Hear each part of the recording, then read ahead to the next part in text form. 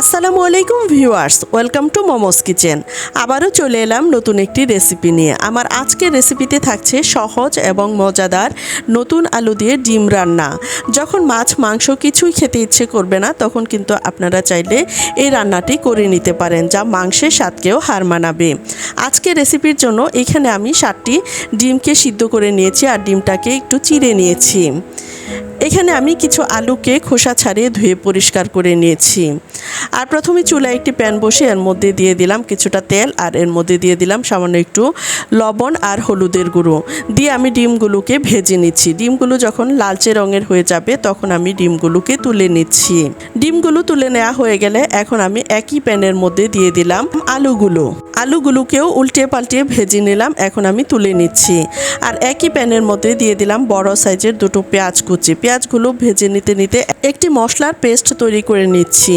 একটি বাটিতে নিয়ে নিলাম 1 চা চামচ পরিমাণ হলুদের গুঁড়া, 1.5 চা চামচ পরিমাণ লাল মরিচের গুঁড়া, দিয়ে দিলাম ধনিয়ার গুঁড়া 1 চা চামচ পরিমাণ, জিরার গুঁড়া 1 চা চামচ পরিমাণ, আদা পেস্ট 1 চা চামচ পরিমাণ, রসুন পেস্ট 1 চা চামচ পরিমাণ। কিছুটা পানি দিয়ে আমি এগুলোকে একসাথে মিশিয়ে নিচ্ছি। আর এভাবে মশলাটা তৈরি করে নিলে একটা বাটা মশলার টেস্ট পাওয়া যায়। আর এদিকে পেঁয়াজটা ব্রাউন কালার করে ভেজে নেওয়া হয়ে গেছে। এখন আমি দিয়ে দিলাম স্বাদ মতো লবণ আর মিশিয়ে রাখা মশলাগুলো।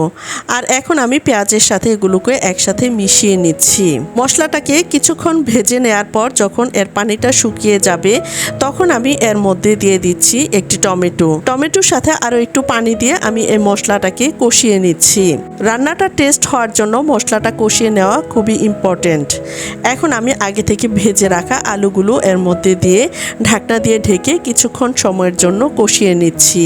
আর পানিটা যখন শুকিয়ে আলুটা কষানো হয়ে গেছে তখন আমি এর মধ্যে দিয়ে দিলাম ঝোলের পানি। আবারও ঢাকনা দিয়ে ঢেকে কিছুক্ষণ সময়ের জন্য রান্না করে নিলাম। তবে এই অবস্থায় চুলার আঁচটা মিডিয়ামে রাখতে হবে। এখন আমি আগে থেকে ভেজে রাখা ডিমগুলো এর মধ্যে দিয়ে দিলাম। শীতের শুরুতেই বাজারে পাওয়া যায় নতুন আলু, আর এই নতুন আলু দিয়ে ডিম রান্না করলে কিন্তু খুবই মজাদার হয়। আর এর মধ্যে দিয়ে দিলাম 4টি কাঁচামরিচ, দিয়ে দিলাম 1 চা চামচ পরিমাণ ভাজা জিরার গুঁড়া, আর দিয়ে দিলাম 1 চা চামচ পরিমাণ গরম মশলার গুঁড়ো।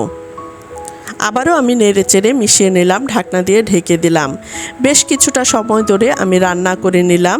ভিডিও দেখানোর খাতিরে আমরা হয়তো ফাস্ট করে দেই, তা না হলে রান্নাটা কিন্তু আমাদের সময় নিয়েই করতে হয়।